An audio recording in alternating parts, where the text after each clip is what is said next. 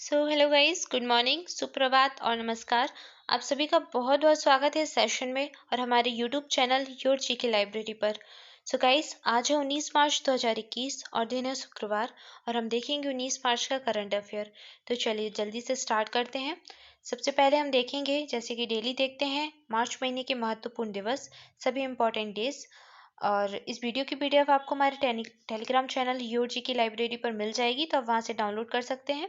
तो आपको नोट करने की ज़रूरत नहीं है, आप बस अच्छे से सुनिए। 4 मार्च को मनाया जाता है राष्ट्रीय सुरक्षा दिवस। 8 मार्च को मनाया जाता है अंतर्राष्ट्रीय महिला दिवस। 10 मार्च को मनाते हैं केंद्रीय औद्योगिक बल का स्थापना दिवस। 18 मार्च को मनाया जाता है आयुध निर्माण दिवस। 18 मार्च यानी कि कल के दिन ऑर्डिनेंस फैक्ट्रीज डेज यानी कि आयुध निर्माण दिवस मनाया गया। और जो इस वर्ष की थीम थी, यानी कि 2021 की जो थीम थी, वो थी विनाशाय दुष्कृताम। 2021 की थीम थी, आप ये नोट कर लीजिए, विनाशाय दुष्कृताम। और यह इसलिए मनाया जाता है क्योंकि 18 मार्च के दिन ही 1802 में 1802 में भारत की पहली ऑर्डिनेंस फैक्ट्री की स्थापना की गई थी और यह कोलकाता में स्थापित की गई थी। और जो ऑर्डिनेंस फैक्ट्री बोर्ड है, इसका जो मुख्यालय है वो भी कोलकाता में ही है और इसके जो चेयरमैन हैं वो हैं CS विश्वकर्मा। और OFB यानी कि ऑर्डिनेंस फैक्ट्री बोर्ड जो है वो भारत की डिफेंस मिनिस्ट्री के अंतर्गत काम करती है। तो ये ऑर्डिनेंस फैक्ट्री बोर्ड से रिलेटेड कुछ इंपॉर्टेंट फैक्ट थे जो आप नोट कर सकते हैं। इसके साथ ही मैं आपको बता दूं कि भारत में जो डिफेंस इक्विपमेंट मैन्युफैक्चरिंग है, जो आयुध का निर्माण किया जाता है, उसमें भारत दुनिया में 37वें नंबर पर आता है। तो इसकी दुनिया में जो रैंक है, वर्ल्ड में जो रैंक है, 37वें है। और जो एशिया में रैंक है वो सेकेंड है। तो एशिया में भारत सेकेंड नंबर पर आता है और जो वर्ल्ड में है वो 37वें नंबर पर आता है। आइए देखते हैं आगे। 21 मार्च को मनाया जाता है विश्व वानिकी दिवस। 22 मार्च को मनाते हैं विश्व जल दिवस। 23 मार्च को 3 दिवस मनाते हैं, भगत सिंह, सुखदेव और राजगुरु का शहीद दिवस, विश्व मौसम विज्ञान दिवस और राम मनोहर लोहिया की जयंती। इसके बाद 24 मार्च को मनाते हैं विश्व टीबी दिवस और ग्रामीण डाक जीवन बीमा दिवस। 26 मार्च को मनाते हैं बांग्लादेश का राष्ट्रीय दिवस और 27 मार्च को मनाते हैं विश्व थिएटर दिवस। अभी हाल ही में 14 मार्च को मनाया गया गणित का अंतर्राष्ट्रीय दिवस और 15 मार्च को मनाया गया विश्व उपभोक्ता अधिकार दिवस और 16 मार्च को मनाया गया राष्ट्रीय टीकाकरण दिवस। राष्ट्रीय टीकाकरण दिवस 16 मार्च को इसलिए मनाया जाता है कि 16 मार्च 1995 के दिन पहली बार भारत में जो पोलियो है उसकी पहली बार ओरल वैक्सीन की खुराक दी गई थी। इसी दिन को, 16 मार्च के दिन को, राष्ट्रीय टीकाकरण दिवस के रूप में मनाया जाता है और ये हर साल मनाया जाता है। आइए देखते हैं आज का पहला प्रश्न। हमारा पहला प्रश्न है, पश्चिम बंगाल राज्य का नया सुरक्षा निदेशक किसे नियुक्त किया गया? गिरीश चंद्र मुर्मू, राजीव बोहरा, ज्ञानवंत सिंह या फिर विवेक सहाय? तो अभी मैंने आपको कुछ समय पहले पढ़ाया था कि विवेक सहाय को पश्चिम बंगाल के सुरक्षा निदेशक के पद से हटा दिया गया है। तो इसके बाद इस पद को ज्ञानवंत सिंह को दिया गया है। ज्ञानवंत सिंह को अभी हाल ही में पश्चिम बंगाल का नया सुरक्षा निदेशक बनाया गया है। आप इमेज में देख सकते हैं, ये है ज्ञानवंत सिंह और इन्हें पश्चिम बंगाल का सुरक्षा निदेशक बनाया गया है। आइए देखते हैं कुछ संबंधित तथ्य। विवेक सहाय को पश्चिम बंगाल के नंदीग्राम में हुए चुनाव हादसे के बाद चुनाव आयोग के द्वारा इस पद से हटा दिया गया था और इसके बाद अभी ज्ञानवंत सिंह को इस पद पर नियुक्त किया गया है। पश्चिम बंगाल की जो राजधानी है वो है कोलकाता। पश्चिम बंगाल की जो मुख्यमंत्री हैं वो है ममता बनर्जी, इनको दीदी जी भी कहते हैं प्यार से। और पश्चिम बंगाल के जो वर्तमान गवर्नर हैं, यानी कि जो राज्यपाल हैं, वो है जगदीप धनखड़ जी। तो आइए देखते हैं अगला प्रश्न। हमारा अगला प्रश्न है, भारत का सबसे बड़ा फ्लोटिंग सोलर पावर प्लांट कहाँ स्थापित किया गया है? केरल, तमिलनाडु, आंध्र प्रदेश या फिर तेलंगाना?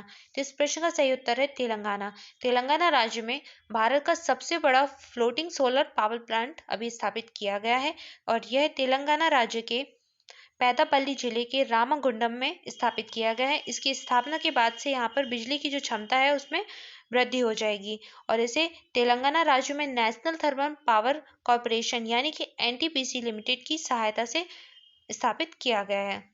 आइए देखते हैं अगला प्रश्न। अगला प्रश्न है, संसदीय समिति ने सरकार से पोक्सो एक्ट के तहत किशोर की उम्र 18 वर्ष से घटाकर कितने वर्ष करने की सिफारिश की है? 17 वर्ष, 16 वर्ष, 15 वर्ष या फिर 14 वर्ष? तो इस प्रश्न का सही उत्तर हो जाएगा 16 वर्ष।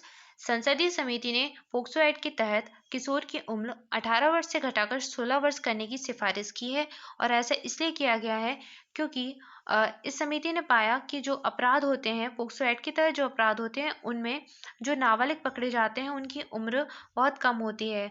18 वर्ष से कम उम्र के नाबालिग जो अपराध में पकड़े जाते हैं और इस वजह से इनको जो सजा है वो हो नहीं पाती है, क्योंकि इनकी उम्र सीमा 18 वर्ष दी गई है और जो अपराधी पकड़े जाते हैं वो 18 वर्ष से कम उम्र के होते हैं, तो उनको सजा हो नहीं पाती है। इस वर्ष से अभी इस समिति ने सिफारिश की है कि इनकी उम्र है वो 18 वर्ष से घटाकर 16 वर्ष कर दी जाए।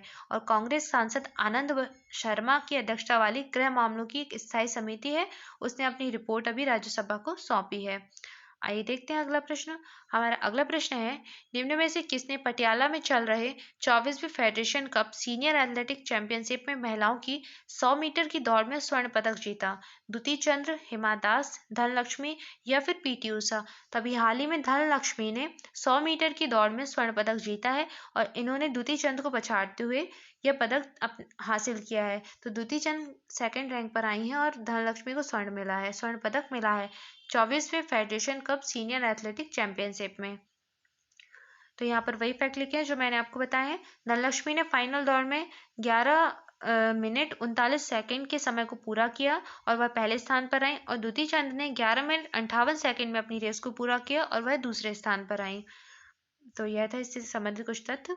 आइए देखते हैं अगला प्रश्न। अगला प्रश्न है, प्रधानमंत्री नरेंद्र मोदी ने किस प्रमुख सलाहकार ने निजी कारणों से अपने पद से इस्तीफा दे दिया?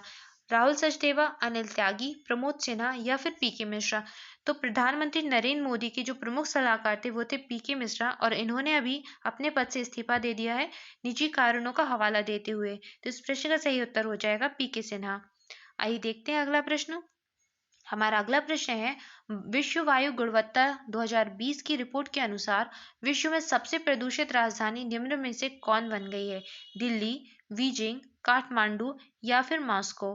तो अभी इस प्रश्न का सही उत्तर हो जाएगा दिल्ली। दिल्ली विश्व वायु गुणवत्ता 2020 की रिपोर्ट के अनुसार विश्व भर में सबसे प्रदूषित राजधानी बन गई है। बीजिंग है चीन की राजधानी, काठमांडू है नेपाल की राजधानी और मॉस्को है रूस की राजधानी। तभी भारत की राजधानी दिल्ली विश्व वायु गुणवत्ता रिपोर्ट 2020 के अनुसार विश्व की सबसे प्रदूषित राजधानी बन गई है। और दुनिया के 30 सर्वाधिक प्रदूषित शहरों में 22 भारत के हैं। हालांकि इस रिपोर्ट में यह बताया गया है कि 2019 से 20 के मध्य जो दिल्ली है उसकी हवा की गुणवत्ता में 15% का सुधार हुआ है, लेकिन फिर भी इसके बाद भी दिल्ली दुनिया के 10 सबसे प्रदूषित शहर में और शीर्ष प्रदूषित राजधानी के रूप में पहले स्थान पर है। तो यह थे इस प्रश्न से संबंधित कुछ अतिरिक्त तथ्य। आइए देखते हैं अगला प्रश्न। हमारा अगला प्रश्न है, हाल ही में वनवासी समागम का आयोजन किस राज्य में किया गया? बिहार, पंजाब, उत्तर प्रदेश या फिर झारखंड? तभी उत्तर प्रदेश में वनवासी समागम का आयोजन किया गया और यह उत्तर प्रदेश के सोनभद्र जिले में किया गया। सोनभद्र जिला भारत का दूसरा सबसे बड़ा जिला है। और यहीं से आपके लिए एक प्रश्न बनता है, आपको बताना है कि भारत का सबसे बड़ा जिला कौन सा है। दूसरा जिला मैंने आपको बता दिया है कि उत्तर प्रदेश का सोनभद्र है। आपको कमेंट बॉक्स में बताना है कि भारत का सबसे बड़ा जिला कौन सा है। आइए देखते हैं अगला प्रश्न। उत्तर प्रदेश से संबंधित कुछ जानकारी है। उत्तर प्रदेश की राजधानी है लखनऊ। यहाँ की जो गवर्नर है वो है आनंदीबेन पटेल। ये मध्य प्रदेश की भी गवर्नर है। और यहाँ के जो मुख्यमंत्री हैं आप सभी को पता ही होगा, योगी आदित्यनाथ जी हैं। और चंद्रप्रभा वन्यजीव अभ्यारण्य, दुधवा नेशनल पार्क, राष्ट्रीय चंबल अभ्यारण्य, पीलीभीत टाइगर रिजर्व और नवाबगंज पक्षी विहार, यहाँ के कुछ नेशनल पार्क हैं। दुधवा नेशनल पार्क बहुत पूछा जाता है, किस राज्य में है? उत्तर प्रदेश राज्य में। याद रखिए, आप इसको स्टार मार्क कर लीजिए, बहुत पूछा जाता है ये। आइए देखते हैं अगला प्रश्न। अगला प्रश्न है, हाल ही में गृह मंत्रालय ने नागालैंड, मणिपुर, मिजोरम और किस राज्य को म्यांमार से भारत में अवैध अंतर्वाह जांच करने का निर्देश दिया है? बिहार, झारखंड, उत्तर प्रदेश या फिर अरुणाचल प्रदेश? तो इस प्रश्न का सही उत्तर है अरुणाचल प्रदेश। मैं आपको बताती हूँ ये क्या कहानी है। अभी गृह मंत्रालय ने इन 4 राज्यों, उत्तर पूर्व के इन 4 राज्यों नागालैंड, मणिपुर, मिजोरम और अरुणाचल प्रदेश में म्यांमार से जो अवैध अंतर्वाह होता है, यानी कि म्यांमार से जो रोहिंग्याज आते हैं या फिर जो प्रवासी आते हैं, तो उनकी जांच के निर्देश अभी गृह मंत्रालय ने इन चारों राज्यों को दिए हैं। हाल ही में गृह मंत्रालय ने इन चारों राज्यों को निर्देश दिए हैं और इस संबंध में सीमा सुरक्षा बल यानी कि असम राइफल्स को भी निर्देश दिए गए हैं कि ये भी इन चीज़ों पर निगरानी रखें, इनकी जांच करें। म्यांमार से पलायन कर आने वाले बहुत सारे रोहिंग्यास जो पहले से ही भारत में रह रहे हैं, अभी इनकी जांच के लिए भारत ने निर्देश दिया है, क्योंकि जो भारत है ना वो इन शरणार्थियों को अपना प्रवासी नहीं मानता है, या फिर कहें कि अवैध प्रवासी मानता है। तो म्यांमार से कौन कौन से कितने संख्या में रोहिंग्यास आए हैं और कहाँ कहाँ रह रहे हैं, इन चारों राज्यों को इसका निर्देश दिया गया है, इसकी जांच के निर्देश दिए गए हैं। आइए देखते हैं अगला प्रश्न। अगला प्रश्न है, हाल ही में किस राज्य सरकार ने राज्य के ठंडे रेगिस्तानी इलाकों में सीवक थॉर्न के पौधे लगाने का फैसला किया है? हिमाचल प्रदेश, मध्य प्रदेश, गुजरात या फिर राजस्थान? तो इस प्रश्न का सही उत्तर हो जाएगा हिमाचल प्रदेश। हिमाचल प्रदेश ने अभी राज्य के जो ठंडे रेगिस्तानी इलाके हैं उसमें सीवक थॉर्न का पौधा लगाने का फैसला किया है। ये बड़ा ही प्यारा सा पौधा है, आप देख सकते हैं इमेज में। इससे बहुत अच्छे अच्छे खाने योग्य फल होते हैं, बेर के जैसे नारंगी, पीले नारंगी कलर के होते हैं ये। और इस पौधे की जो खासियत है ना वो ये है कि ये पौधा जहाँ पर भी लगाया जाता है तो वहाँ पर मृदा का क्षरण नहीं होता है, यानी कि ये मिट्टी को रोक कर रखता है और मृदा के क्षरण को कम करता है, मृदा का क्षरण नहीं होने देता है। इस वजह से हिमाचल प्रदेश सरकार ने इन पौधों को लगाने का भी फैसला किया है। तो ये इस पौधे से संबंधित एक जानकारी है जो मैंने आपको बता दी है। आइए देखते हैं अगला प्रश्न। अगला प्रश्न है, रूस और निम्न में से किस देश ने चंद्र अनुसंधान स्टेशन के लिए समझौता ज्ञापन पर हस्ताक्षर किए हैं? नेपाल, भारत, चीन या फिर जापान? तो अभी इस प्रश्न का सही उत्तर है चीन। रूस और चीन ने चंद्र अनुसंधान स्टेशन स्थापन करने के लिए एक समझौता ज्ञापन पर हस्ताक्षर किए हैं। आइए देखते हैं इससे संबंधित तथ्य। रूस और चीन ने चंद्र अनुसंधान स्टेशन के लिए समझौता ज्ञापन पर हस्ताक्षर किए। अंतर्राष्ट्रीय चंद्र विज्ञान स्टेशन अनुसंधान और प्रयोगात्मक सुविधाओं का एक परिसर होगा जो कि चंद्रमा की सतह पर या फिर इसकी कक्षा में बनाया जाएगा। तो ये कहाँ बनाया जाएगा? या तो चंद्रमा की सतह पर बनाया जाएगा या फिर इसकी कक्षा पर बनाया जाएगा, और रूस और चीन के द्वारा मिलकर बनाया जाएगा।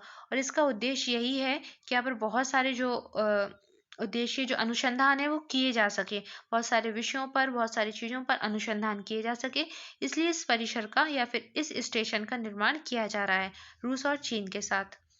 तो ये था आज का करंट अफेयर। आइए देखते हैं कल की वीडियो के प्रश्न का आंसर। कल आपसे प्रश्न पूछा गया था, किस राज्य में अर्जुन सहाय परियोजना शुरू की गई है? तो इस प्रश्न का सही उत्तर था उत्तर प्रदेश। उत्तर प्रदेश राज्य में इस परियोजना की भी शुरुआत की गई है और यह सिंचाई से संबंधित परियोजना है। इसमें बहुत सारे महोबा और हमीरपुर के बीच की जो भूमि है उसको सिंचित किया जाएगा और बुंदेलखंड क्षेत्र में सिंचाई से संबंधित समस्याओं का समाधान किया जाएगा। आइए देखते हैं आज का प्रश्न। आज के लिए आपका प्रश्न है, निम्न में से कौन सा देश यूएई को पीछे छोड़कर भारत का दूसरा सबसे बड़ा तेल आपूर्तिकर्ता देश बन गया है? जापान, नेपाल, अमेरिका या फिर चीन? तो इस प्रश्न का सही उत्तर आप कमेंट बॉक्स में कर सकते हैं। और साथ ही साथ गाइज, अगर आपको वीडियो अच्छा लगा हो तो आप वीडियो को लाइक करें, चैनल को सब्सक्राइब करें और अपने जितने भी स्टडी ग्रुप हैं और आपके जो भी फ्रेंड्स हो उन सब में ज़्यादा से ज़्यादा वीडियो को शेयर करें। और आप बेल आइकन प्रेस करना बिल्कुल ना भूलें ताकि आपको जो भी सबसे पहले वीडियो आए वो उसका नोटिफिकेशन आपको मिल जाए। तो आप चैनल को सब्सक्राइब करें और बेल आइकन को जरूर से प्रेस करें। So thank you guys for watching this video. और इस वीडियो की पीडीएफ आपको हमारे टेलीग्राम चैनल योर जी की लाइब्रेरी पर मिल जाएगी, मैंने आपको पहले ही बताया। मस्त रहें, मुस्कुराते रहें, पढ़ाई करते रहें। मिलते हैं नेक्स्ट वीडियो में। Thank you so much.